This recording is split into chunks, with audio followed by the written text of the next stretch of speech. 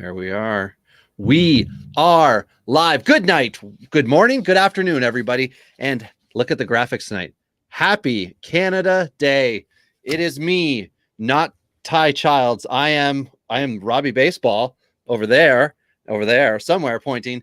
And I am joined tonight by Rhys White of Prospects Live. Good evening, Rhys. Hey, how's it going? Happy Good. Canada Day. Thank you very much. As I just told you beforehand, there isn't anything going on because our country didn't get its snot together. So there will be only fireworks from the neighbors. And that means I can record and I can do something fun. And we picked a good topic. We're going to go through the 2018 international class, the J2 guys, and the what's called the Rule 4 draft, but everybody just calls the draft or the amateur draft. So we're going to go through all that 2.5 years later.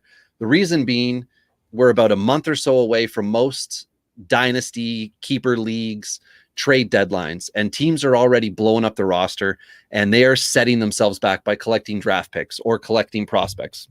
And they seem to think that this is the tried and true method. It is not. We're going to explain what happens if you try to get a whole bunch of picks for just one draft class or a whole bunch of players from just one, because the odds are never in your favor. So before we do that, Rhys, I know you had a lot of fun getting set up to record tonight, and you're tired from running around getting the best location. And I do thank you for that. Rhys is in his garage, everybody, just sweating it out to the oldies. So I'm sure he wants to have a drink. So now is a good time for the beers and the bourbon. There we go. So I have cracked a craft beer tonight, Aurora Borealis, very Canadian for me, a pale ale. What do I have for percentage here? 5.1%. So Rhys, what are you joining me with tonight? I know you said you're thirsty. I'm enjoying just a classic Dos Equis. I need something refreshing after being in this 110-degree garage. I think it's a 4.2%, just a classic in a green bottle. Beauty. I don't know why I pointed it at my mic instead of my camera, but you know, it happens. I think you just said something about 110 degrees. You're excused. All right, my friend. So tell everybody right now what's going on with you. You're with Prospects Live. You were just telling me before we started recording that you've got a new role, an off-season role. Yes, that's right. You take one night off, Ty, and your identity is 100% stolen. And I have given mine over to Rhys. So anyway, what's going on with you and Prospects Live? All right, so I am now. They had recently launched their Patreon, and I think it's pretty cool. Different tiers and everything. You get different stuff.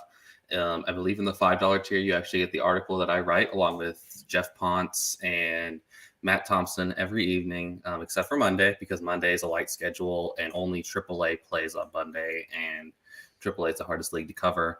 Except for the complex league that I know cover. So you got Jeff covering AAA and AA. I cover high A and now the complex leagues. And Matt covers low A on the daily sheet. We're the greatest prospect trio of all time, in my opinion, with the Dempsey boys. And we just, we write about the guys that everyone knows about and everyone wants to know about. But then it's about unearthing guys and talking about guys that don't get talked about. The guy who is a little bit less heralded. Maybe it's the 10th round pick, picking it up, putting it together. There's been a whole bunch of pop-up guys, especially with the last year of COVID. And I think this Dempsey boys is really helping helping everyone out.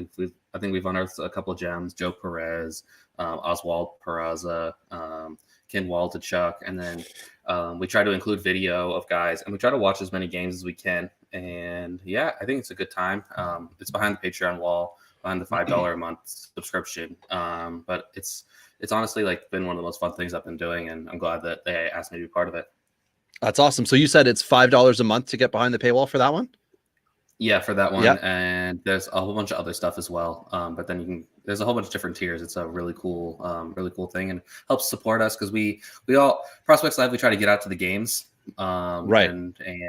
And that helps cover some costs and, site upkeep. And I think it's a great way to support some writers who are doing some really great work. Like you got Joe Drake, who's at a game every other night, it seems like. Yeah, I love following Joe on Twitter because he will post something and it just seems to be something where I'm like, I'm wondering what's going on with this player or that player. And it's within 24 hours that he's posted something. I'm like, that's the guy. That's the guy I was wondering about. So yeah, it's awesome. I love that you guys do that. I did not know about the fact that I could do that for only $5 a month. That's a great deal. Anyone who's not doing that now, like myself, we need to get our S together and get behind that, because I do support a couple other, independent podcasts, the ITL guys. I'm part of their Patreon, and it's just showing support when you enjoy the work that people do, or they're entertaining, or they're both, which is ideal. At Prospects Live, I know that's the goal, right? Is to have eyes on the players. It's one thing to study the data and to look at results, and it's another thing to actually be there at the game, because you certainly get a different feel. It's one thing, I love the MLB package when I could go and watch all of the minor league games, or I could go back and check like recaps and things like that. I could watch Lansing, when they were single A. That was great for me. I could check in on what was going on with prospects I cared about.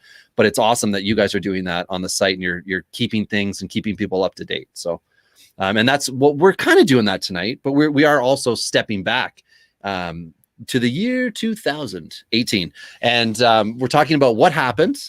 Do you remember this draft or this off season from a fantasy perspective at all? So I remember this draft from a fantasy perspective, because this is when I was like starting to like really start caring about like the drafts and everything. Normally it's just about, okay, when they get signed, I'll start paying attention. But then 2018 really changed. Also really helped the Tigers at the #1 overall pick, and that's a team I root for. And then that's right. I forgot you were a Tiger guy. Oh, this will be fun. It's fun. It's fun for the first pick, and then it's like fun for a later pick, and then. I would say when we discuss it, I feel like and it could end up being like the best value pick in the draft could easily be a Tiger. Yeah, so I think so too. But and then as far as fantasy goes, I remember I was only in a few dynasty leagues. I was like kind of middle of the pack going into the 2017 season, or 2017 season, and then I started realizing that my team was getting old, so I started tearing it down. So I was hearing, oh, this draft is actually pretty good. There's a lot of like college pitching, which back then I didn't realize that college pitching is not fun in fantasy. Pitching in fantasy, pitching prospects they'll break your heart time and time again. So yeah, that was not a fun time. I believe in that time, I think we'll get to it later, Ethan Hankins was like viewed as a 1-1 pick. Yes. And then now that was a wild time. That was when I first started covering the draft, like I said, and things have changed a lot. Absolutely. Well, we can kind of start. Yeah, we can dip our toe in, because for myself, I remember this as a really important one for me in a few dynasty leagues that were 30-team leagues. This is when I really like expanded out from playing in 15 and a couple 20-teamers. And I was all of a sudden headed into year 2 and 3 in, I think, 4 30-team leagues. And it was like, now I need to know everything. It's one thing to just like know your team, like I'm a Blue Jay fan, so I know the Jays system really well. But it was, and at that point in time, it was, I need to know every system really well. And it's not AAA, because AAA is easy. Those are the guys that are on the cusp. I need to go back further. So what's going on with this draft? I don't want to just get a first round dude. I want to figure out where can I score in this draft class? And I started to hear all the stories. And this was a class where a few things I remember was, by the time the fantasy draft season came around, this was now the Nolan Gorman draft. So Nolan Gorman was drafted, I think it was 17th overall. And he was getting picked 1-1 with regularity in my 30-team dynasties. I think in 3 of the 4, he was first. And in the one that he wasn't, Jared Kelenic was. And that was the highest I had seen Kelenic picked anywhere. And I thought, what's this guy like? No, because sometimes you can say a guy's an idiot because they make a pick, but the better way to go is, what does this guy know that I don't? Because that's what I'm more interested in, is why is this guy big on Kelenic? And then you start to check it all out. And then I don't remember when the Cano trade came, if that was a full year later, I think the following offseason. And then things really started to kind of, come around with this draft class a little more. But I mean, it was Casey Mize. For anyone who doesn't know, Casey Mize was 1-1. He was going to fail. Joey Bart was a catcher and should be this great game-changing guy. Little did we know Adley Rutschman was going to come along and get the same press, but everyone was going to have to say, no. Rutschman's better than Bart. And then Alec Boehm, big college bat, Nick Madrigal, who like mashed, but no power. no OPS potential, so he's not going to be able to work out. But the White Sox still took him fourth. Jonathan India was a great deal for Cincinnati. I think he was kind of like a Mason Martin, where it was like, oh, like India's at 5 to Cincinnati. That's a great pick. It wasn't like a reach for them. Kelnick goes to the Mets, later traded to Seattle. Ryan Weathers with San Diego, now pitching with San Diego. Carter Stewart, we just talked about that before. So can you tell your bit that you recall from Carter Stewart? So Carter Stewart, there was he got drafted, and then all of a sudden he was at the draft, and it was weird. He seemed really excited to put on his jersey, and then there was a wrist injury that came up. I don't know, because he was also a prolific golfer at the time. I don't know if it was I didn't know that. A baseball injury. Yeah, he was viewed as a D1 caliber possible pro golfer. Okay. And then in Florida, and then I want to say, right around that time, there's an injury happens right around signing time. And Anthopoulos, I think this is when he first came into Atlanta, and he was during his time with Toronto, he was always known as a difficult sign with high school pitching. He's famously why Brady Singer ended up being in this 2018 draft as opposed to the 2015 draft, I believe, because there just was something wrong in the medical and they backed out of the deal or lowered the demand. And Singer's like, I'm just going to go to Florida. So then Stewart decides to go to a JUCO when he doesn't get the deal that he wants with Atlanta, and Atlanta kind of pulls out. And then I think I want to say Boris was advising Stewart, so Boris doesn't take a deal. No shit from anybody. No shit from anybody. Exactly. Which if I'm a good player, he's who I want as my agent. Oh, but absolutely. Then he goes to a JUCO. I think it was Northwest Florida College, and then he's all right. He's draftable. There's talk of him being a late first round pick, pretty heavily mocked to the Cubs at the time. And then all of a sudden, he's just not getting the buzz that he wants. I think he thought that he'd be a higher draft pick or something like that. Then he starts slipping a little bit to the second round conversation. And then he's like, I'm going to Japan. And he's been fine. Played the first couple of years in, I want to say the Japanese minors, bounced around. And now he's I don't know. I haven't actually checked in a little bit, but it took him a little bit. And then he had to deal with COVID. I don't even think he'd go to Japan during COVID. So I think he was stuck in the States, or he might've been stuck in Japan. And that's kind of a situation that's not fun, not being allowed to go visit your family or anything, especially in the middle of the pandemic. So Carter Stewart is an interesting one. And he signed an $8 million deal or something like that. So, he avoids the minor leagues and all that, and we'll see if the gamble pays off for him. I think in 2025, 2026 is when he's eligible to sign in the major leagues. So it was a big gamble. So he was in Japan. I'm trying to pull it up here. He was in Japan last year during COVID. 3-7 record, 4.16 ERA. He's 20 years old. So and now this year, 67 innings last year in the world. Yeah, absolutely. And 67 innings that he was able to go in that. It doesn't look like he started any. It doesn't have it pegged as started, but maybe they don't have that info. This year in 44 and a third innings so far, 45 strikeouts. So K-9 is better this year than last year. But again, a 21-year-old who's playing against, I would argue, some of the craftiest hitters in the world, because these are guys who are not playing 3 true outcome. These are guys who are playing don't get out. So it's a different brand of baseball that he's learning against players that he's probably never played against this type of, player before, who's not trying to take him deep. He's just trying to make, good contact or get on base or whatever. So either way, Stewart, will be an interesting case when that comes back. Kyler Murray, everybody remembers, Kyler Murray is going to be great. The A's picked him. What? Oh my goodness.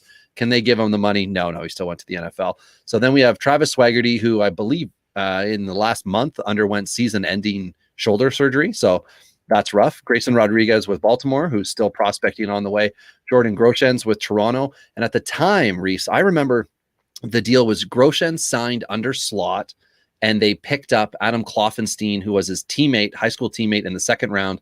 And the rumblings were that Kloffenstein went over slot, and they picked Groshans and Kloffenstein so that they could combo those two and get them both together. Now, Kloffenstein's development has slowed slightly. Not injury related or anything. He just Groshans looks like he's a step ahead at this point in time. And Toronto's also, had Alek Manoah drafted the year after, who's now up and playing. And Simeon Wood Richardson was in this draft class as a Met traded over. He's now up ahead of Kloffenstein, but they were drafted pretty close to each other. But Groshans looks like he's supposed to be the future something in Toronto. future something. So that's still good. Connor Scott with Miami.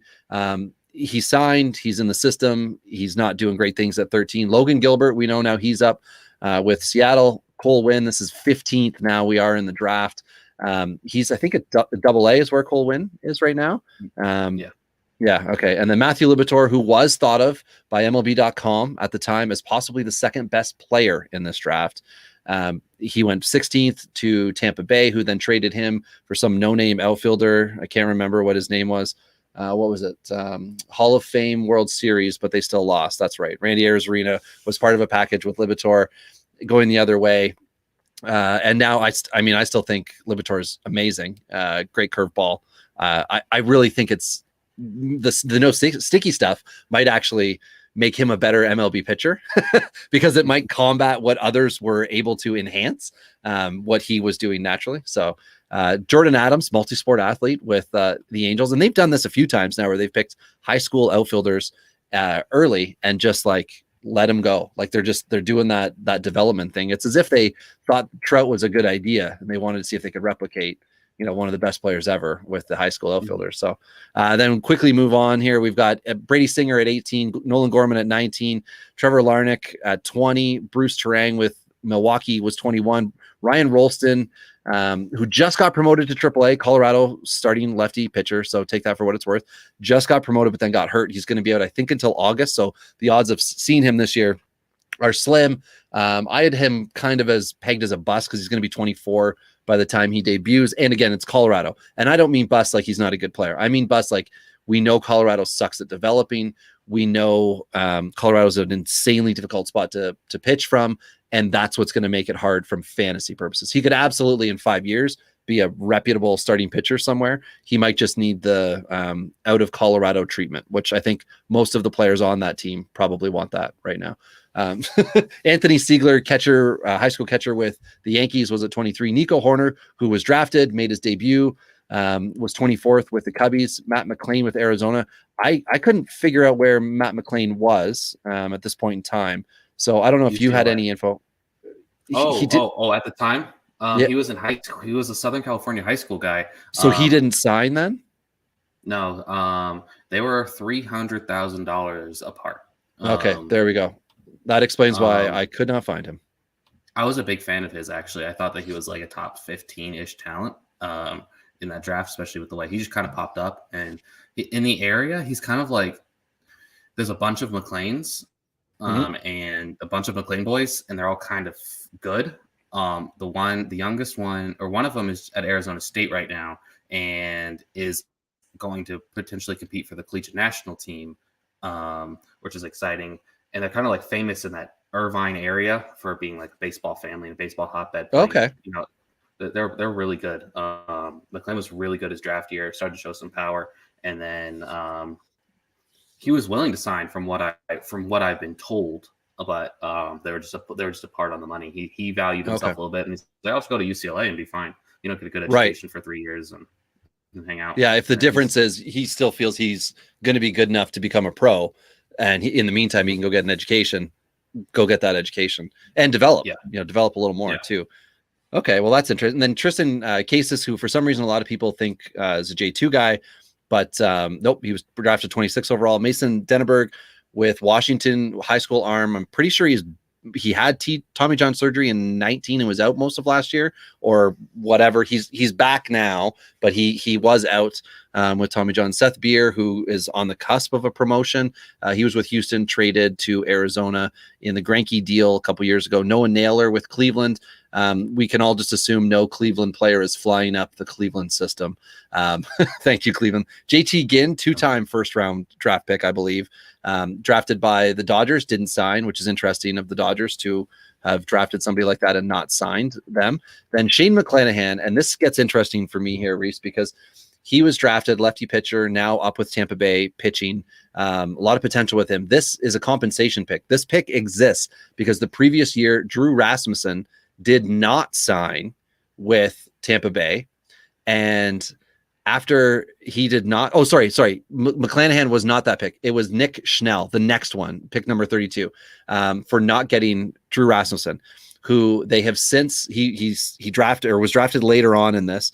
to Milwaukee, now has since been traded back to Tampa Bay, and Tampa Bay is now Tampa Bay-ing him. By that, I mean bringing him in, getting him to get strikeouts, throw strikes, doing things that are making him a better pitcher. So I feel like Drew Rasmussen's stock, to me, has gone up considerably, knowing his background in that Tampa Bay has been nibbling around to try to get him by drafting him previously, then missing him in this draft, or not wishing to take him for the price it would have been at 31 or 32, and then getting him back through trade, essentially after he came up and did not excel with Milwaukee. So to me, Drew Rasmussen, who's nobody really thought about too much after this draft, has now become a far more intriguing guy from this draft class, which, I mean, again, like you said off the top, stocked with college pitchers. My God, Jackson Cower, Daniel Lynch, Ethan Hankins, who was a high schooler, and he was just injured, right? Is that the one I'm thinking of? The right? Yeah, he just got TJ. Yes, okay, yeah, because I was gonna say the two. Espino is the other guy they got the next year. Gunnar Hoglund with Pittsburgh, development's going slow. Caden Grenier with Baltimore, Xavier Edwards, as we all know, is the slapdick prospect. San Diego now to Tampa Bay. And then there's been a few other, this is where it really starts to fall off, as we all know. Now, Chris Bubik was 40th overall in this draft. Still compensation in the first round for him. And then Grant Levine, the cheater, who is now serving a suspension. I think it's almost half the year that he's missing for juicing. That's unfortunate. So that's going to set him back an awful long ways. And then in the second round, there were a few guys that we've got Simeon Wood Richardson amongst them, Jeremiah Jackson, Ryan Jeffers, which I think is fascinating that Ryan Jeffers has already finished his first year and then all of a sudden become a fantasy darling catcher after the previous year. Mitch Garver did the same thing, of a Minnesota catcher coming out of nowhere, doing good things. Then Ryan Jeffers did it. Now both of them are just like, you know, your fantasy catcher that you don't want to own, but you got to own one. And then, I mean, the list goes on of some of these prospect guys, if you don't mind going through, like we're 62 and on, if you want to take a little run at some of them. Yeah, so you got Brennan Davis, who's probably a top 25 prospect right now. Really exciting. He's not been hitting too well in AA, from what I remember, but he's like a long-limbed high school athlete who's like a really good athlete. He's 6'4", he's got power, probably a right fielder, but can probably steal 15 to 20 bases. And then you got Alec Thomas, who's another really interesting guy. His dad is the strength and conditioning coach for the White Sox. So it was kind of weird that he ended up in Arizona, and he was like in the Chicago area.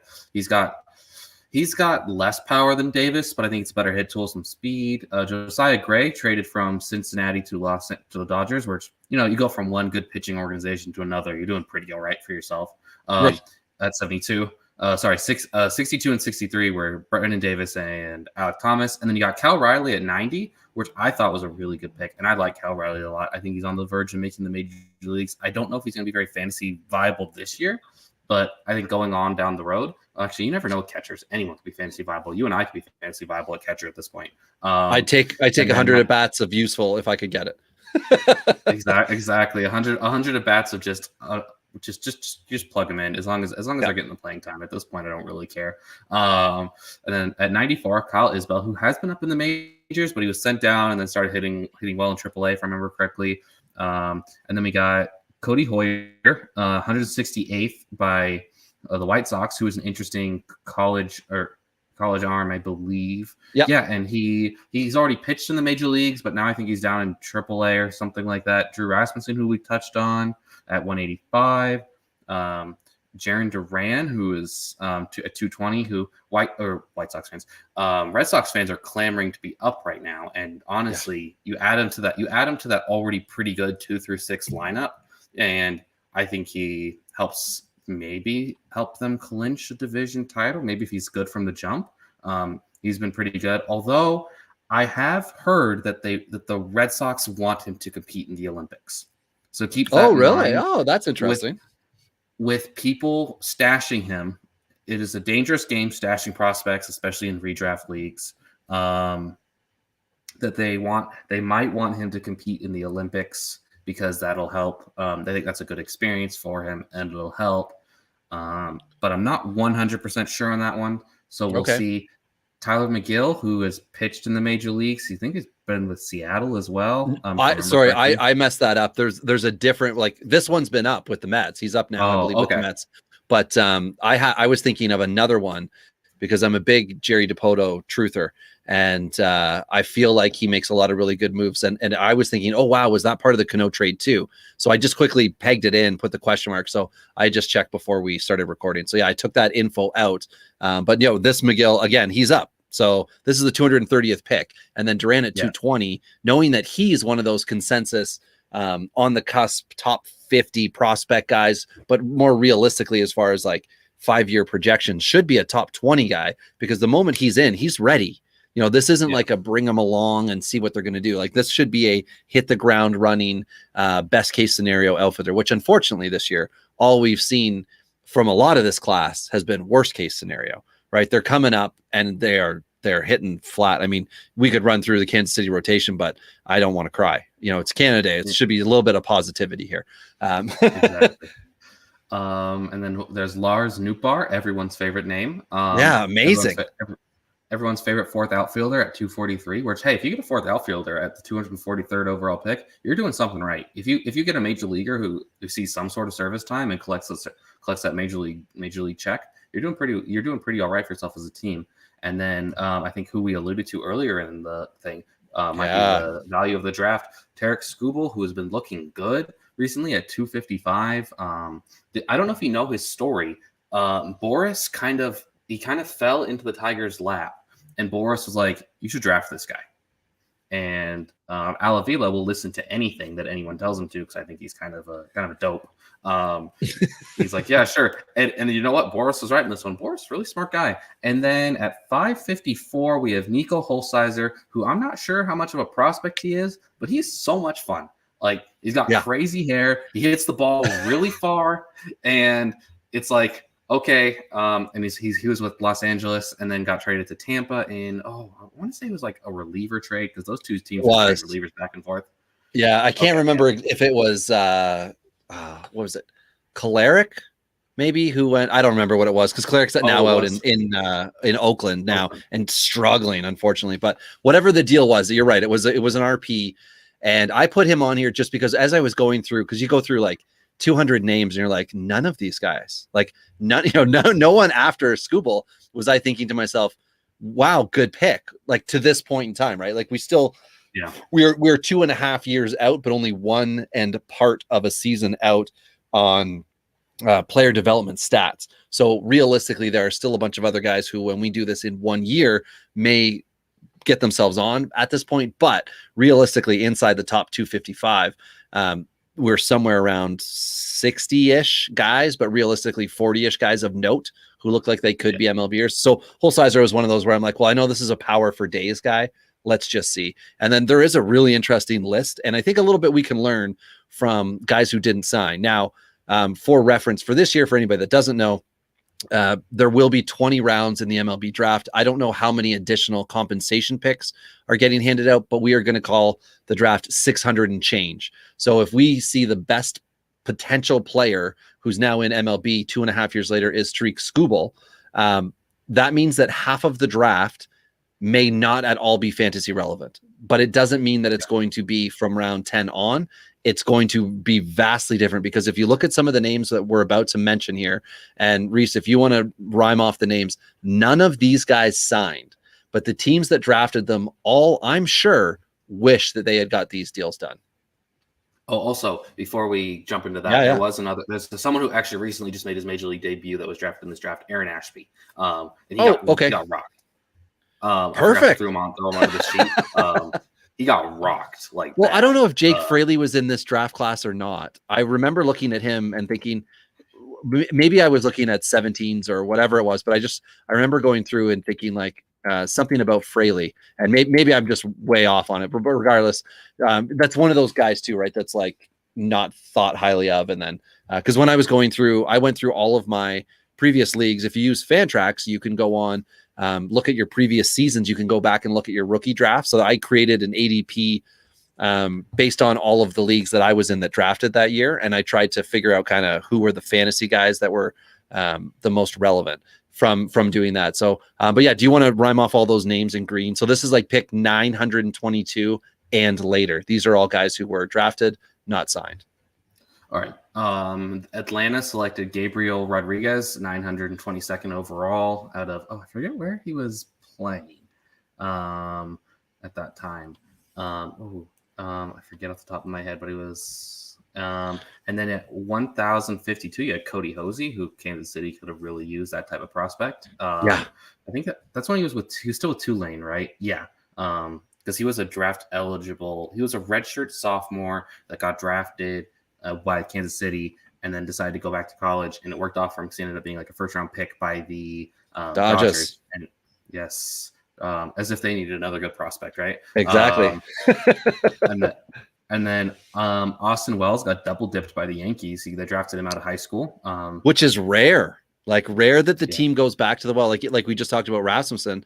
Tampa Bay could have waited several rounds. Like he was 180, so he was a fifth rounder in this, and they still weren't willing to give him the money at that. Or there was some reason why it wasn't going to work. But to see that Austin Wells already had that conversation, got drafted, and then went off to college, and the Yankees were probably like, "Well, we'll get you in a couple years then," and they did. Well, he was an interesting one because he was like famous in high school, like out of a very big time program in Las Vegas, and then he goes to Oregon, doesn't get any playing time, so then he has to go jump down to a JUCO, and teams are like, maybe we should pop this guy out of a JUCO. And he's like, I'm not signing. And then he goes to Arizona, plays 1 year there, and ends up being a first round pick. And in the 2020 first year player draft, he was like what, top 10 pick. People are very high on Austin Wells, who hasn't hit as well in pro ball yet, but is still so short in his career that I'm not really making any major adjustments with my way I'm evaluating him. Cole Wilcox at 1,121 by Washington. I honestly thought they were going to pick him again because he's exactly what they like. They're not a big analytics team, but they love their big, tall, physical pitchers, especially right-handers who throw hard. And I'm surprised he didn't get picked up by them. Where was it that he went? I wrote in that they got him in 20, and when I did it, I was like, that's not right. Where did Wilcox go last year? Do you remember? I can look.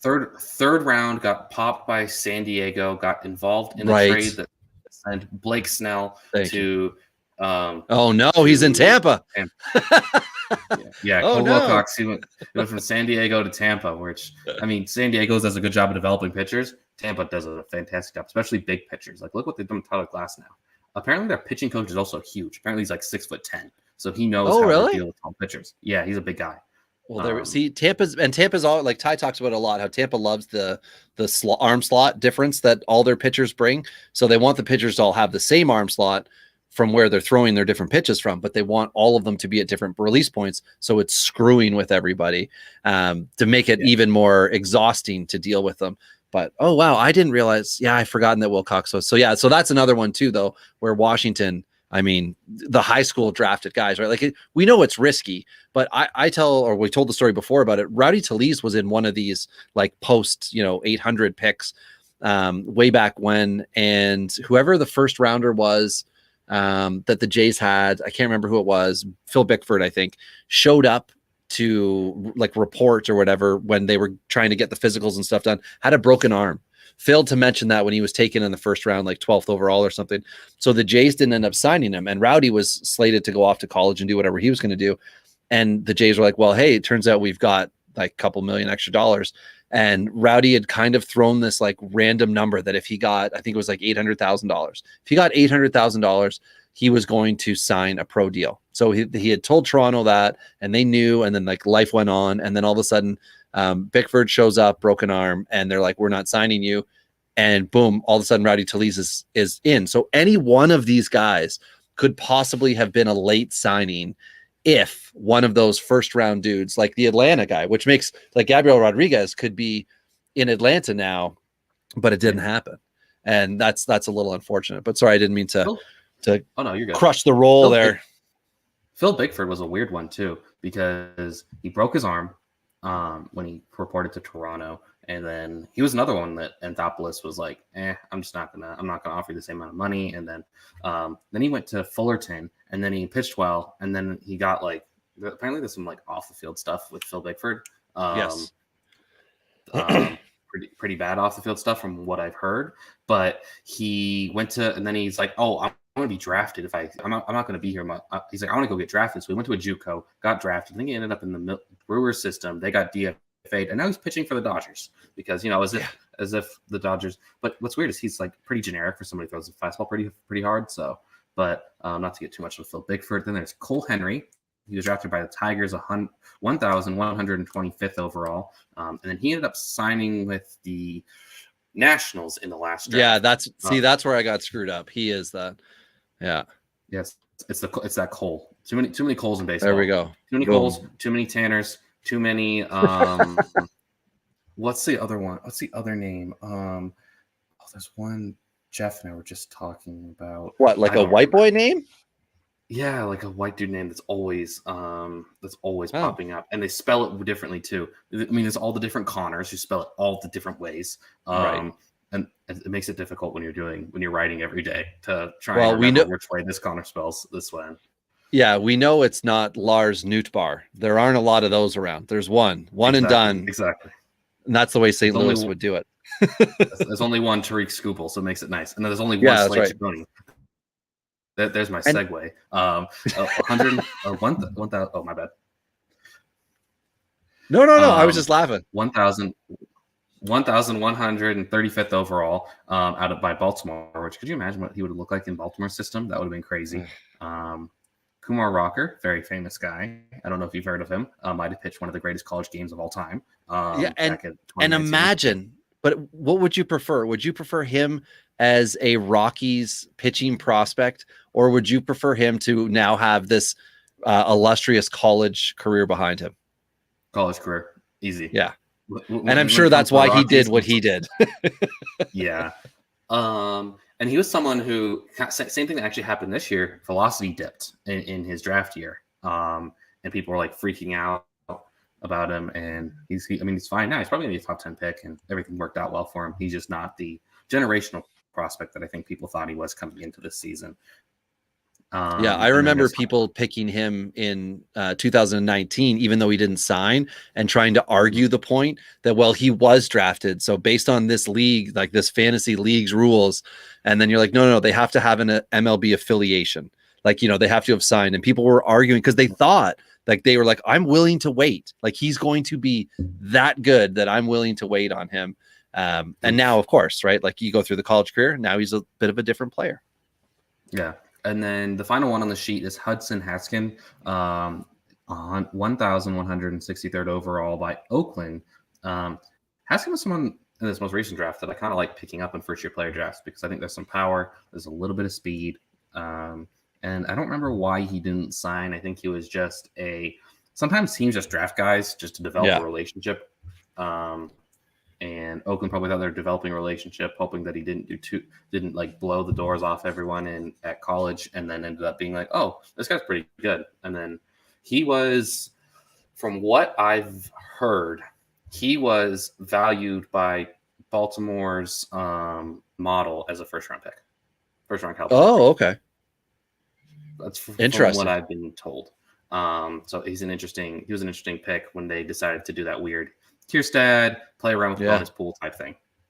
Which a lot of people at the time were saying, I don't know what they're up to, but this was also a lot of the same people who were just having weird reactions because we didn't get to watch all of the players like we thought we should, like you would in a normal year. So there were a lot of people who were like, wait a second, what do these executives think they know, or what do these scouts think they know that we don't, check out MLB TV every so often and, read a couple reports here and there. So that was the draft class. That's it. The international was fairly small. Kikuchi, I'll try to remember who some of the other dudes were that came over in a moment, but we had the J2 guys. Marco Luciano was one of those, Diego Cartilla, Urbina with Minnesota, Orvelius Martinez with Toronto, who's now starting to get a bit of play, but he was one of the higher bonuses in this at $3.5 million. Richard Gallardo with the Cubbies, Noeli Marte with Seattle, who's now mashing. And last year, Dipoto said that between Marte, Kelnick, and Julio Rodriguez, Marte had the most natural power, most raw power, which I was like, oh, that's interesting for the GM to say, unless he's just trying to fluff him for a trade. That's quite the compliment to give, considering the hype of the other two. Anyway, Kevin Alcantara with the Yankees was another one who we're still waiting. Jury's still out on him. Junior San Quentin with Cleveland. We know that's going to take a long time. Francisco Alvarez with the Mets, the catcher prospect. That was kind of it for guys of much note, other than, I guess, San Francisco signed Luis Matos, $725,000. Was there anyone in the J2 class that I have missed that you feel is noteworthy? Not Alejandro Pie. I think that's actually how you say it. I'm going to go on a limb and say that as someone who's not. It's definitely not pie. We know that. That's how it's spelled, and we know it's not that. Yeah. It'd be cool if it was. Just like I think beer jerseys are going to sell like crazy in Arizona because that's just a cool name to have on the back of a jersey. Pie would be a cool one to have. You could have 3.1. If you had any combination of pie numbers, that'd be cool. But if he made his number 31 or like 14, cool. just like to lead into it, yeah, he'd be making friends. I'm trying to think. That's really all of note right now. There are actually guys that are starting to like come through in the complex level, so I think we'll get more on them. The less advanced guys, like we already seen Noelvi Marte, who I've actually seen in person, fantastic. I've seen Diego Cartaya in person, fantastic. I'm waiting to see Marco Luciano in person, and from what I've been told and seen, every bit as real as the prospect. Right. Francisco Alvarez, who I write about a lot, and he's 19, mashing the ball in high A. So he's like the youngest person at the level. So he's living up to the billing. Oh, there's Alvin Guzman, who I kind of like a little bit under the radar type of guy. Okay. Who's Guzman with? He's with Arizona. Alvin Guzman. Right. And then I like Luis Matos. I think he's probably one of the better ones in this draft too. His swing is dynamic. Yes. And San Francisco, between what they're doing this year at the MLB level and what they can be rolling out in the future, they are an interesting, exciting group. Their J2 arrival, I guess, is that what we want to call it? Like Matos and Luciano. That's a good way to turn your system around when you're doing it through the J2 class.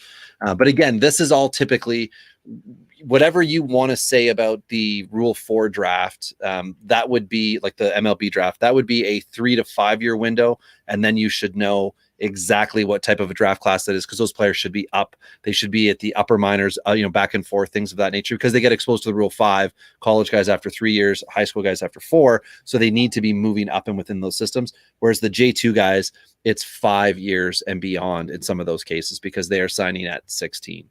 So you're talking about guys 5 years from now who are going to be 21 to 23 for some of the older ones. And that, that's rough. If you're talking about like from a full developed, like ready to go, call the class what it is. Now, the international class, this was the interesting one that caught a lot of prospect guys flat on their heels. This was the Victor Mesa, Miami. Yeah. Ranked inside the top 10 very early on by several places. No one person is at fault for, the hype machine of that. And then the other guy, the other big one in this class was Kikuchi. Now, first year player drafts, I apologize for not sharing this with you, but I will tell you now, Rhys, this is how it broke down in the 7 dynasty leagues I was able to reference from this, the top 10 in dynasty draft order. So this is the ADP. Gorman was the top one, drafted first the most often. Casey Mize ended up second. Nick Madrigal, which is shocking considering everybody knew there was no power. Joey Bart, then Jonathan India was 5th. Baum was 6th and as late as 19th in one of the dynasty drafts.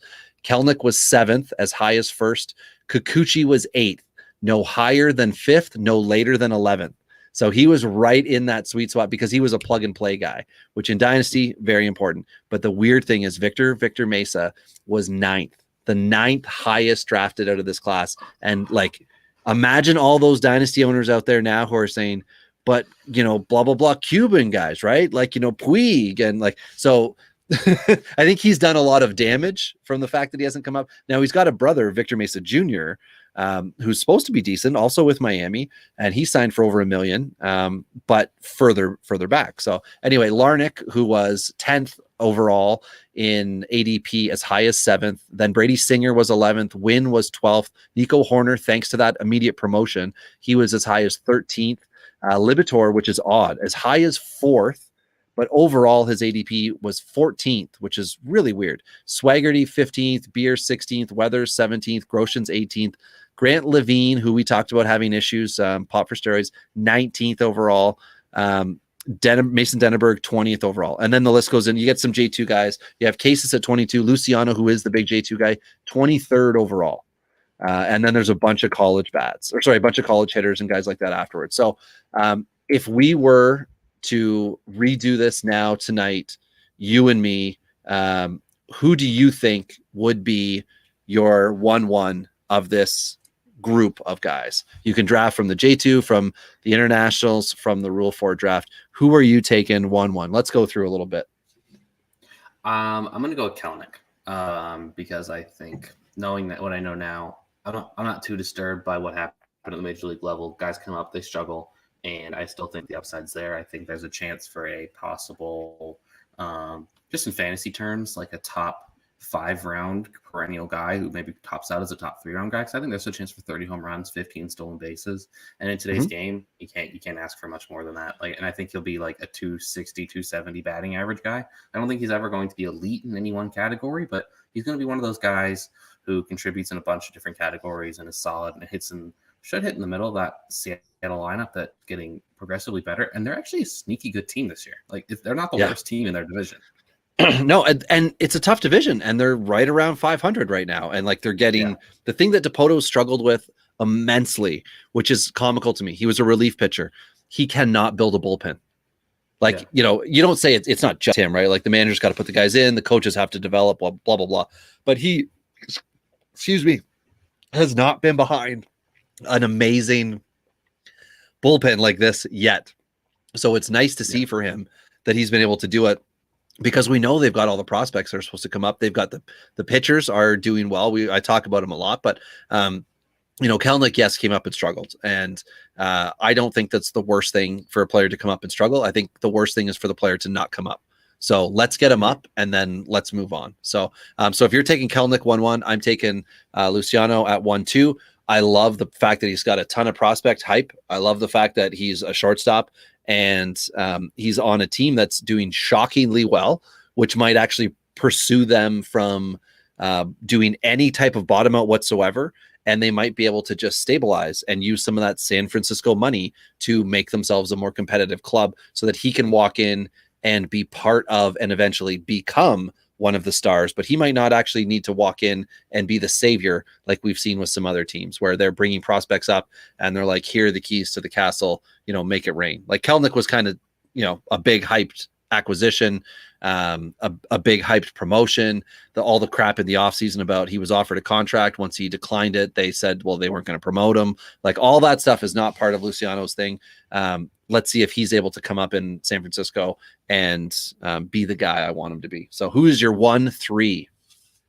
All right. So with my second pick, I'm going to go with Noelvi Marte. I think I'm just going to stay in that Seattle organization right now. I like the power. I like the swing. I don't know if he stays at shortstop, but if he moves to third base, moves to the outfield spot, that's totally fine with me. I'm not bothered by that at all. I think he's got all the potential to be a possible stud anywhere that he plays. And I think he's hitting the crap out of the ball in low A. And it's really exciting to see. I was very hesitant of him. And I went into the games that I've seen him, and I went in expecting to see bad. Because I was like, I don't know. I don't know these J2 guys. They throw me off. Jason Dominguez right now, I don't know what to do with him. Yeah. It I feel bad for him because he's like highlight reels on, for you, it's ESPN. But for me, it's like Sportsnet. And it's like a story that he strikes out. What do you think baseball is? It's like famously a game of failure. The guy's got to adjust, but he's been hyped too much. All he can do is just like Vlad, right? He'll never be good enough until he's blown the doors off at MLB. Exactly. So, exactly. But you're saying Marte because you like it, right? You've had the eye test in person. You like what you've seen. I like to think that I'm one of the rare people who've actually seen him in person, and am very confident in what I've saw and think he's the best guy I've seen all season. All right. Well, I like that. So I will now trip up and I'm going to take a guy from an organization I hate. I'm going to take Tristan Casas with Boston. Not something I like to do. But I feel like at this point in time, again, we've so far in 4 picks only taken one guy who's seen the MLB field once. But the difference being we are taking guys who have moved up their ranks considerably.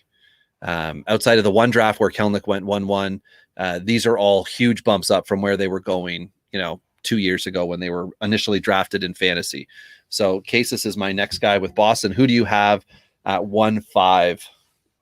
At 1-5. Ooh, this is where I'm between 2 guys. So I think I'm going to go with the one that I think I like a little bit more in Luis Matos, because I'm not the other guy I like. I'm not so sure about something, and I don't want to give it away in case he falls to me my next pick. Then I'm going to take him and do backflips. Yeah, I was just going to say, okay, this sounds fun. But Luis Matos, I think there's some power. I think there's some speed. Maybe he doesn't play center field, but fantasy, who cares? Like, he's going to play right field. And even in San Francisco, have you seen playing right field in San Francisco? You got the gigantic barn looking thing in the middle of the outfield that you have to deal with, and it is a tough outfield no matter what. I mean, players don't like playing in it, and I know they talk a lot about outfield practice being something that players skip. I know for a fact from when the Blue Jays, because they very seldom go out that way, when the Blue Jays go out there, it's a big point of the broadcast that they talk about, or the radio even, that they talk about it, how the players are spending extra time because of the wonky outfield. So if you're there, it might not be nearly as big a thing if that is your outfield, but it's kind of like, in Boston, you got the short porch. You got to know those wonky fields. So Matos, I like that pick. That he's not in my top 15, but that's just because of who I have in my top 15 that provide other things. So I'm taking at 1-6. I'm taking Casey Mize. I believe in the prophet. I think it's going to reign true. And this is just a guy who's now at the MLB level. He should be out every 5th day.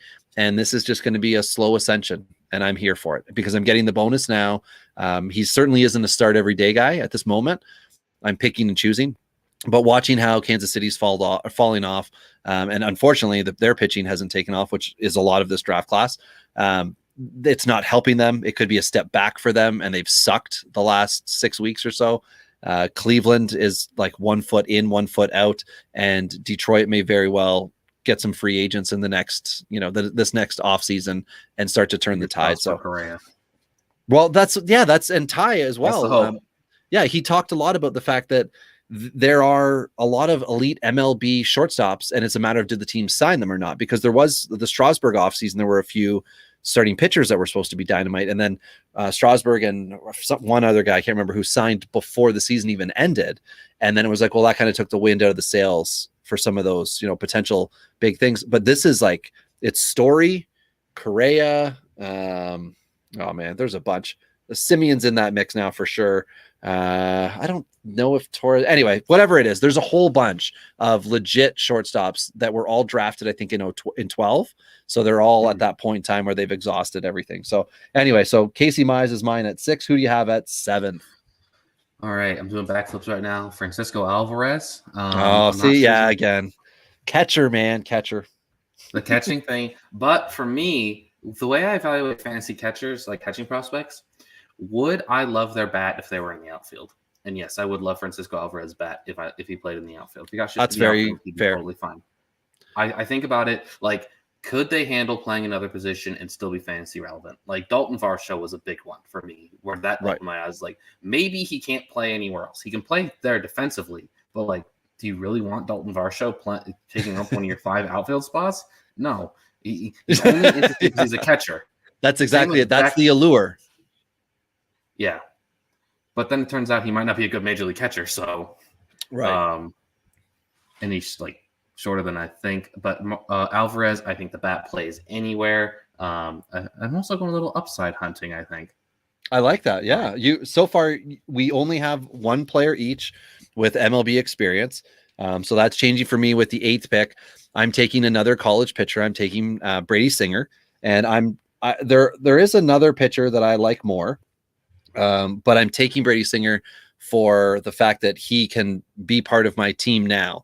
And knowing that as a college pitcher, the expectation was for him to be up earlier. And the issue to me is that Kansas City is so much better. The offense is better. The pitching is supposed to be better. So maybe there's just there's a reason why it's not clicking. That's not the hitters and not the pitchers.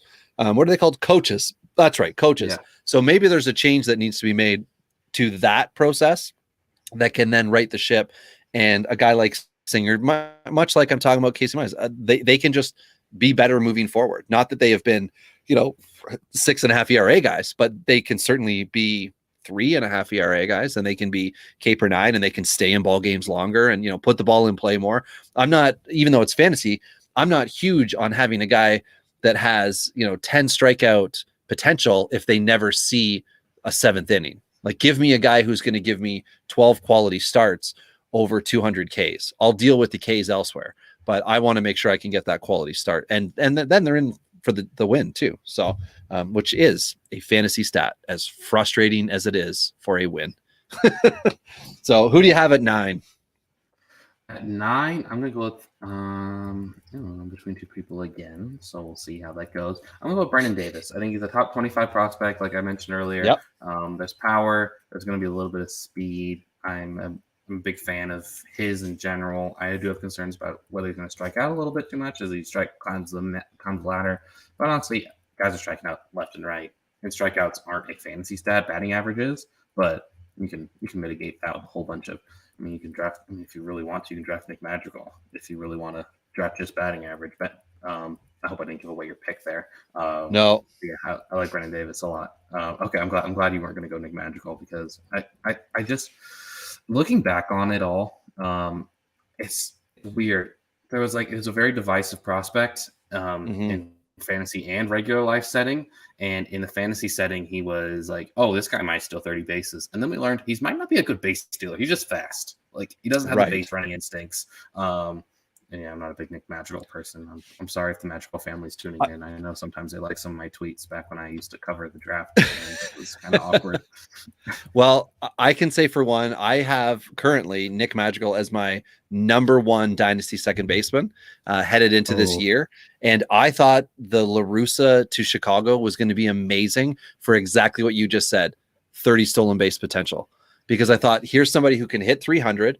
The OPS, like, if it's 700, I'm happy if I'm in those formats and the OPS is there, because he does not strike out. He does not walk a lot, but he does do both of them about the same, which means the OBP should be a little tick up from the average. So if his average is 305, which I think is a normal estimation for him, then that means the OBP could be 330, something like that, which is not amazing, but it's also not hurting you. So I was cool with that. But the whole thing was that he was going to hit 9th, and then he was supposed to transition, in my mind, into the top of that order. And if he's in the top of that order, he's getting driven in a ton, which he still would from 9, but he's also going to have a bit of RBI potential from some of those big bats who hit doubles with 1 out. And then Madrigal's job, in my mind, would have been, if he's on base with 1 or 2 outs, La Russa would say, I don't want you to be in a force out to second. Go steal a base. And if that was going to happen, I was going to be the happiest guy ever. But because it hasn't, and now he's hurting out for the rest of the year, to your point, he's fast, but he either needs to be coached about the art of base stealing, or it's just going to pass him by. And then he is going to end up being a high average guy who on his best year will have 70 runs and 60 RBIs. And that's going to suck. If that's what he becomes, that's going to really suck. So I don't have him. I do have him in my top 15. But based on how we're drafting here, I won't end up picking him if we go to 20. So if you've got Davis at 9, I've got Matt Liberatore was now with St. Louis, originally drafted by Tampa Bay at 10. I love the hook. I think there's a lot of potential for him to be exactly what I like, which I just said are those quality start type pitchers. And with St. Louis, they're just always competitive. And if they can get a trade of $50 million and Nolan Arenado, they can make Matt Liberatore a useful fantasy pitcher. I'm in. If only, right? If only a team's willing to give away Nolan Arenado. It's not every day, right? It's not every day that deal finds your table, but when it does, it's St. Louis that gets it. So who do you have at 11 or whatever? You're 11th. I'm going to go with someone who's in the major leagues right now. Jonathan India. Nice. He has some prospect fatigue, like really bad prospect Oh, fatigue. yeah, he does. People were like, oh, this guy might not be any good. I know at one point, I think, I'm trying to remember who it was, didn't even have him in like top 400 prospects. Really? But yeah, I think it might have been James Anderson. There's no shot at James Anderson. I can understand why. There was a lot of prospects, but Jonathan India wasn't looking so great. And now Jonathan India is playing second base for a team that's pretty good. Like, they might make the postseason. He's playing every day. I mean, that's all I'm really asking for at this point, like having some power, having some speed. Again, no shot James Anderson. James Anderson's great, fantastic dude. Really enjoy his content. I really enjoy his podcast with Clay Link as well. But I remember he was like someone was like, James Anderson didn't decide to rank him. So, but yeah, Jonathan India, and he was someone who shot up his draft year because he hit like 20-something home runs at Florida, which is not very easy to do. Right. Well, I know India to be, I don't know what's up with my camera here, but I can still talk. And the bulk of the people that are going to see this or hear this will be the podcasters. So I'll fix this in a moment. But yeah, India is somebody that I think even now I overlook.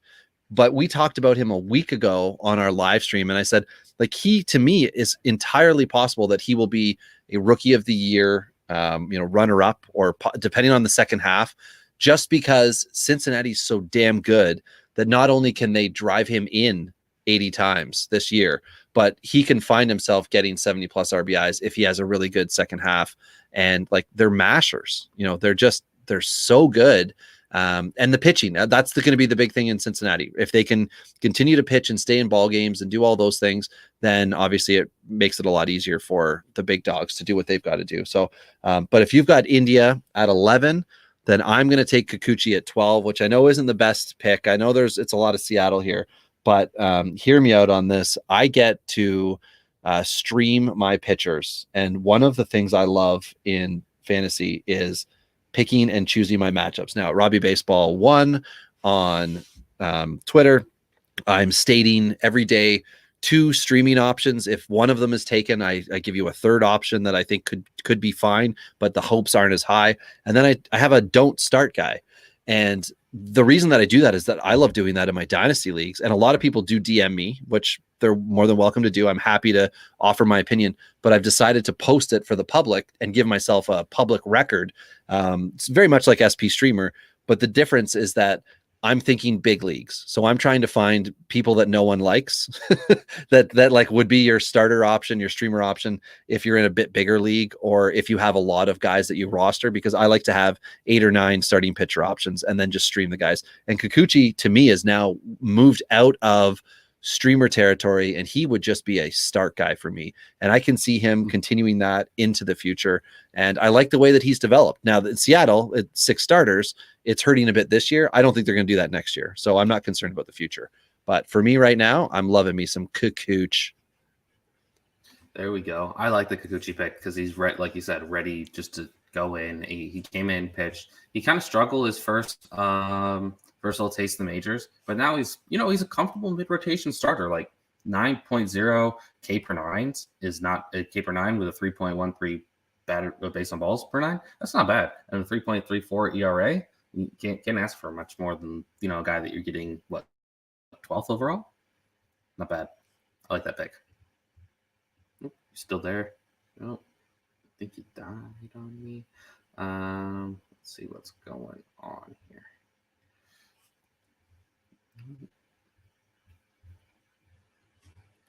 I think I lost you. I'm back. What's up? What's up? Yeah, you disappeared on me. I was like that's why I like your Kikuchi pick. I don't know if you heard. I don't know how much you heard. I did. I heard it all. Okay. All right, who do you have? Who do I have? That's a good question. I want to stay. I'm going to stay in Seattle. Why not? Logan Gilbert. I'm going to go. Logan Gilbert. That was my next guy. Good for you. Seattle did pretty well in this 2018. Now that I look back on it, they added. They added might be their star of the future. They added a good starter, another good starter, and I like Logan Gilbert. I think he's going. I don't think he's going to be a fantasy ace. I don't really project anyone out to be, except for maybe one guy who we'll talk about later.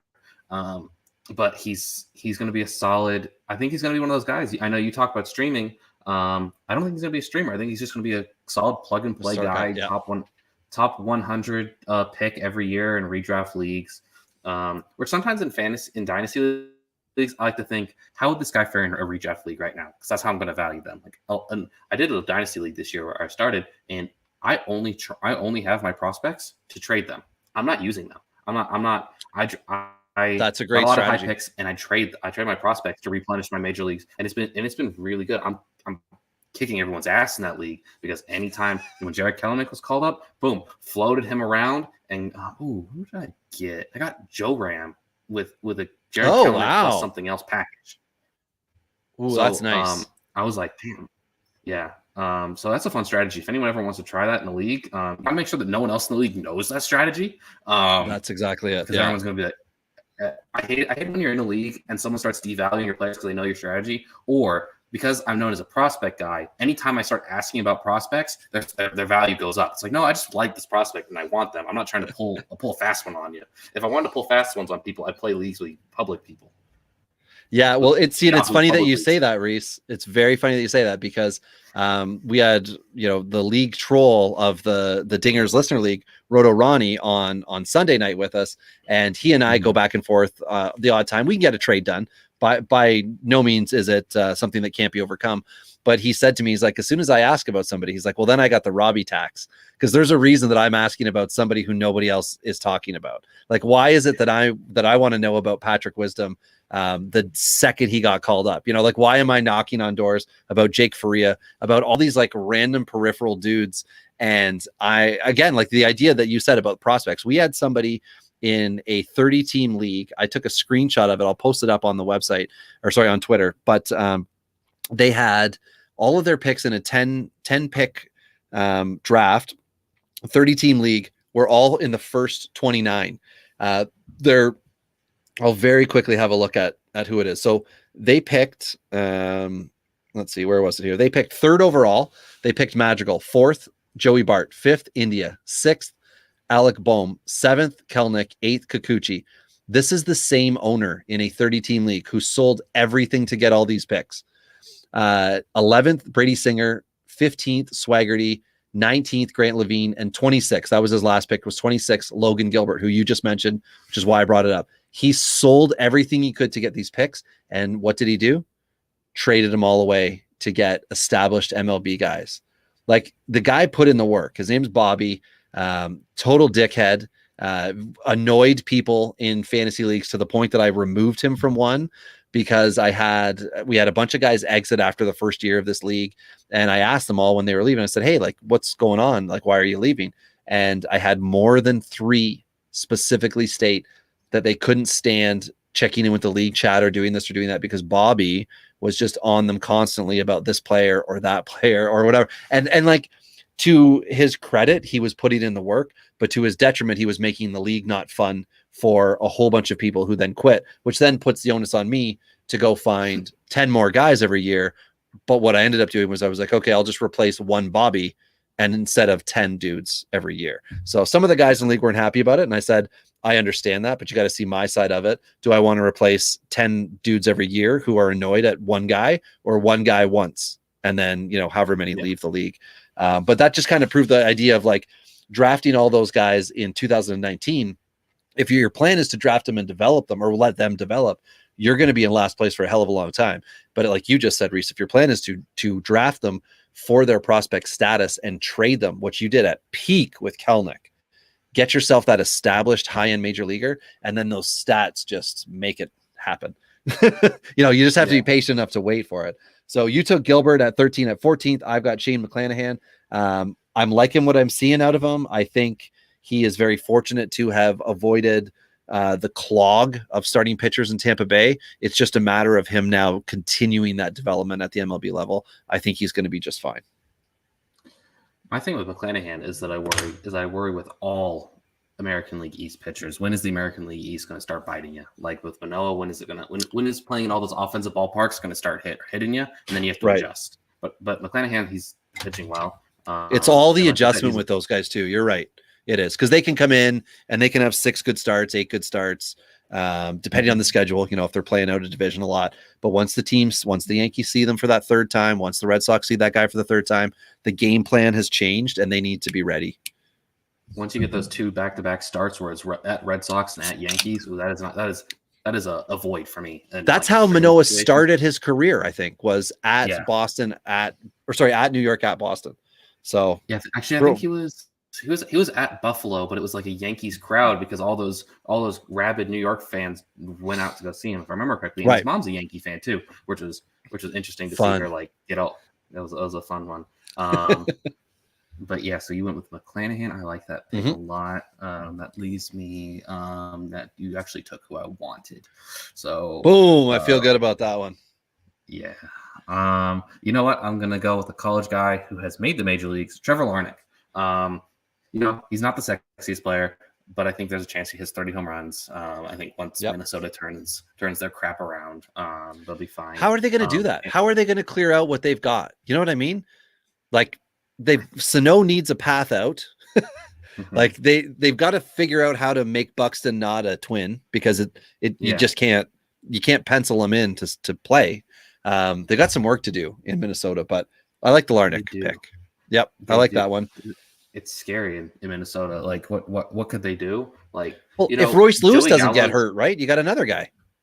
Yeah, and then Joey Gallo, like, you know, speaking of like trade deadline guys, Joey Gallo is a guy who people want, but I'd be kind of sneakily targeting Miguel Sano. I think you can get him on the cheap, and he hits the ball just as far as him. So it'd be interesting. He'd be something I'd be targeting if I was a team. There should be 14 teams that are all interested, depending on Sano's contractual status. But there should seriously be at least six AL East teams considering him as a potential DH type guy. It's just a matter of what would Minnesota want in return. So, but if you're taking Larnach there, then I am going to take yet to debut Jared Duran for the exact reasons I mentioned earlier in the pod, which is he should hit the ground running. As much as I hate Boston, they have a dangerous lineup and pitchers who are overachieving. Well, one thing they can certainly fix is the pitchers who are overachieving by bringing in some better guys down the stretch that should just help them to keep it going. So a guy like Duran could come in and just get that development on a winning team, and I don't see any better medicine than that. So that's at 16 for me. So let's go up to 20. So let's give you two more picks for you. So who do you got at 17? All right, I'm going to go with the best who I think is the best pitching prospect in all the land right now, Grayson Rodriguez. I like it. I was going to see if I could let him fall another pick, but I have him at 1-4, and I chose to leave him. I wanted to see where you were going to take him. I was going to take him after Cases, just so we're there. I love Grayson Rodriguez. The stuff's crazy. The frame's fantastic. He's in a good organization. The only problem is, like we mentioned with McClanahan, AL East. Face the American League. He'll have to face the American League East, and he has to pitch in Baltimore for his home games. Yeah, he needs a lot of ground ball outs. Yeah, and he's going to need a good defense behind him as well because it can be bad. It's funny. I was just going to say there's Ramon Urias, who is up and down on the cusp guy with Baltimore. I like him from fantasy because he's rookie eligible. So depending on your league, he's a first, which means depending on your league, he can come up and down as he's in and out of the minors. So he's one of those guys that I love because he should be a 250 plus batting average guy, a 720-ish OPS, which means enough doubles. I'm not banking on dingers, but that park plays well for him. It's just he needs to be able to play enough defense to earn more at bats. I don't know if Baltimore's going to do that for him. I don't know if he's just a 18-month type solution for them right now, but I liked what he did down the stretch. So I feel like Rodriguez is a great pick. And I'm glad I waited because I had him ranked high. Like I have him. My top 5 is Kelenic, Luciano, Casas, Rodriguez, and Marte. And I wanted to see where you would take Rodriguez because I know everybody's kind of depressing pitching across the prospect landscape. And I think it's just a blip because we've seen the depressing things go on with KC, and we just haven't seen good pitching. And Mackenzie Gore sucking is hurting people's feelings. So I think there'll be a rebound over the next 18 months or so with that. But in the meantime, I think there's going to be a ton of available prospects that get scooped up by smart dynasty owners, and then they're the ones with all the power and all the pitchers when it comes time to compete long term. So if you're taking Rodriguez, I've taken my second to last, I think, guy that'll be that'll be a fielder. So I'm going to take Josiah Gray with the Dodgers. I like what he can do. I love the organization. The fun thing with LA is that there's too many players for any one position. You pick it. There's too many guys, but the cream of the crop rises, and a guy like Gray might just find himself starting. Goslin was a guy who didn't have a position earlier this year. There was talk about what are they going to do with Julio Urias? Is he going to end up in the bullpen? Well, Urias is starting, Goslin's there, and you got Price coming out of the pen. So the Dodgers are just all about the win, and if they think Gray can do that for him, he's going to get to come in maybe later this year. That'd be fun. Maybe it'll be 2022, but I would be a very happy owner of Josiah Gray with the 18th pick out of this class. Like that. So who do you have at 19? And this is my last pick. I can go in a bunch of different ways. Do I take? You know what? Oh, I'm gonna go with Jordan Groshans. Hasn't been picked, right? No, he is not. All right, cool. I'm gonna go with him. I like the power. I think there's a little bit more. I think there's a little bit of speed too, so he could be like a 10-15 stolen base guy. I think that Toronto team, he's going to come up. I don't know if he's going to hit in the middle. I don't know where he's going to hit, but it's going to be a good lineup. He's going to be hitting. I think he can hit between Bichette and Guerrero, and then Martin hitting at the top of that lineup. That is a fun 1, 2, 3, 4.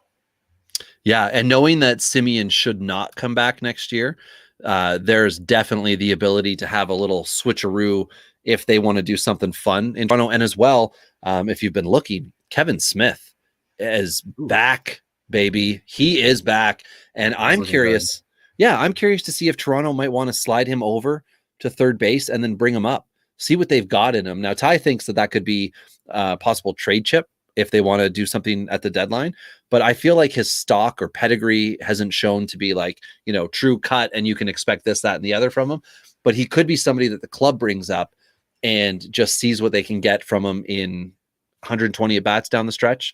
And if he hits, he hits. Like, they don't have a legit third baseman. And if he's playing shortstop in Buffalo right now, or not Buffalo, but whatever, AAA right now, it's arguably possible that he could come in, and then that allows Groshans to also come in with lesser weight under his shoulders. And then again, he could come in later in 2022. So not that I'm discounting Groshans' future whatsoever, just saying that I think they might try to figure out what Smith is before they give Groshans a starting job at third base, I think. So, but my last pick here, 20, it's between Madrigal and Baum. And after I crapped on Madrigal, even though I've got him ranked high, I'm going to take him. I'm going to take him at 20 for myself. Ooh. And the reason being, I still believe that he has the potential to be a 15+ stolen base guy. And it's the potential that I'm willing to die on. And again, it's coaching. If he's coached properly, he could be one hell of a dynamic player for a really good White Sox team. Like, we know they're missing Eloy. We know they're missing Robert. We now know it's Madrigal's out. But if you can stack that lineup, it looked fantasy amazing in the offseason.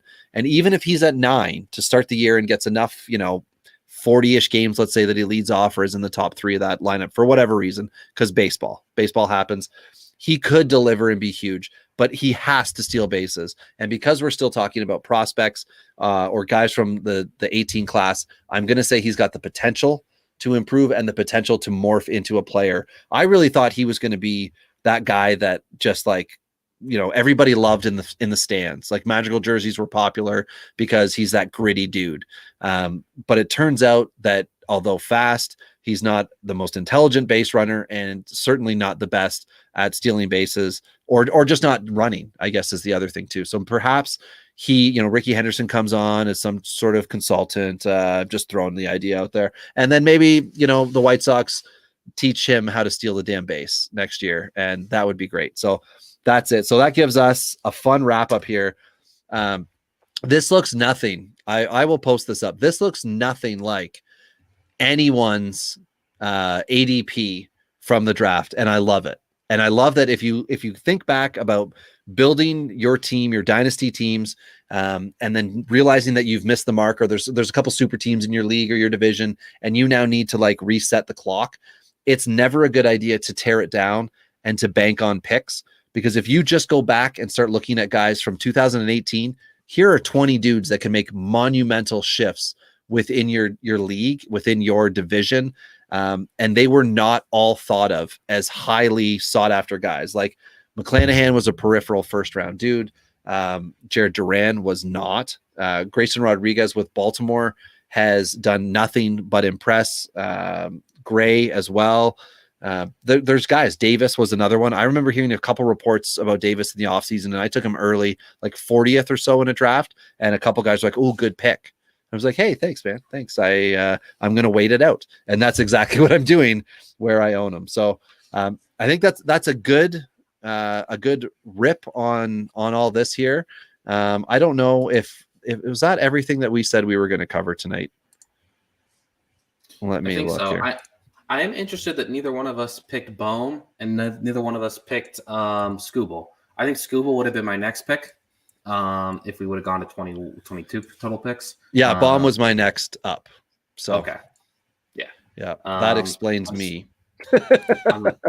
And then I probably would have, if we would have gone to 25, I would have gotten Simeon Wood Richardson, just as another guy who's of interest in that range. Yeah, and Adam Kloffenstein, who's not necessarily thought of, I would say, yet as a legitimate pitching prospect or somebody within Toronto's organization.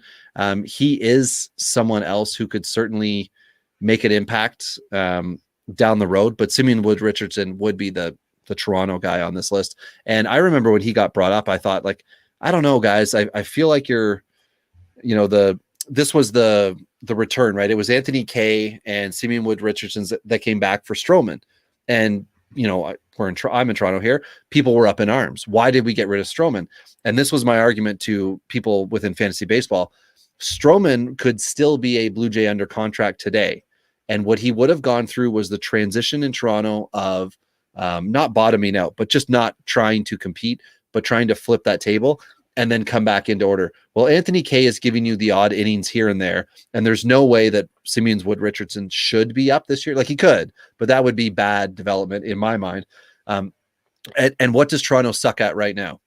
Pitching. That's where they need the work. So you could have just kept Stroman and dealt with the sourness in the locker room, or, like all those kind of things, and kept him. And I try to tell dynasty owners all the time, don't trade someone who has a lot of value left to go get the next guy that might only become what they are today. And that's one of the lessons I think to take away from this class here is you could say to me right now, would you take what, like, I've got Stroman. Well, who from this list are you going to take to get Stroman? I'd give a lot of these guys to get Stroman, because I think Stroman's a good everyday MLB starting pitcher, plug and play every fifth day guy.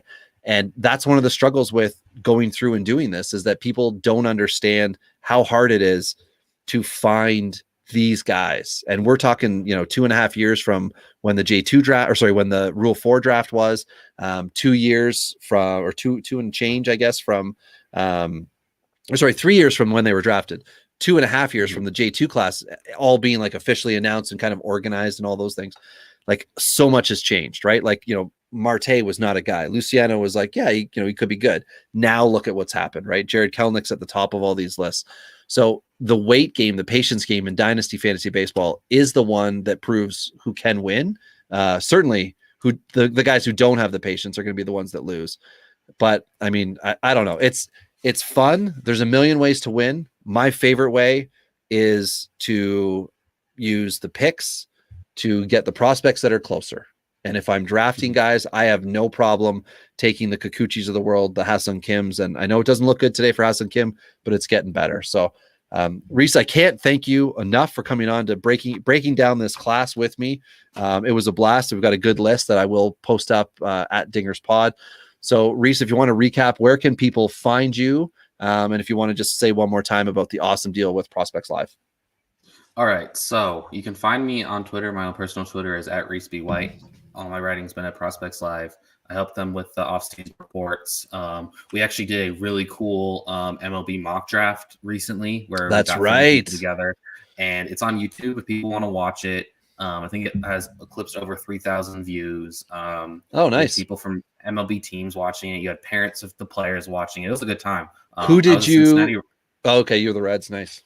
I was the Reds. I actually picked them because they have 4 picks, and I was like, I'm gonna have a lot of fun with that. I was like, I'm gonna be on camera 4 times, and then I was like, I'm doing pretty well. Got a lot of good feedback from people what I did.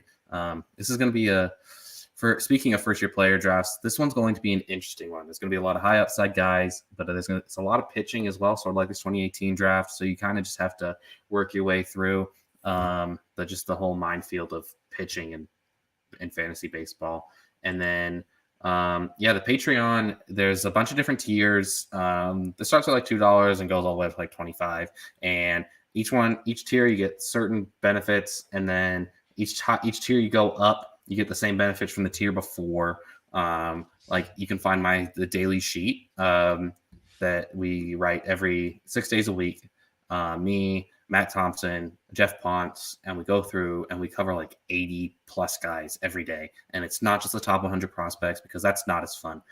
Everyone knows how Grayson Rodriguez does when he pitches. Not everyone knows how Drew Rom does when he pitches. Well said. I couldn't agree with you more. One of the things that we love to do is talk about players that others aren't, because they are the ones who will win you your league. Because if you want to just dick around with the top 150 list in MLB, the top 150 list with prospects, you are going to live and die by health and performance. And if the guys start to struggle or someone gets hurt, that's the end of you. You got to be able to wheel and deal. You got to know who's next up. What is it? Holloway, with Miami. You got to know the guys that are likely to come up from nowhere. That's one of the reasons actually why I liked Jake Faria. He was getting a lot of strikeouts. ERA was a little high. Who was he with? He got released. He got released and then ended up with Arizona, but signed a major league deal. And I was like, well, there we go. 27-year-old now is a major league deal. So we thought it was a good point for all the Dingers listeners. Check him out. And that's exactly what we're trying to do. So I love that you guys are doing that. $5 a month to get behind the curtain. That is money well spent, people. So again, Rhys, thank you so much. Greatly appreciate that you came on with us tonight for the live stream. We will have all the fun. Hopefully Ty does some fun, exciting editing or none at all. And then we will find out what happens when this comes out as a podcast. Have a great Independence Day, which for you is what, Sunday? Yeah. I will enjoy what's left of my Canada Day. It's dark out now, and I have not yet heard a single firework, but Canada's still proud. We are a good people, and I got the Red Jays hat that I got from one of the previous Canada Day games that I went to. So again, Rhys, I thank you very much. And this has been Dingers.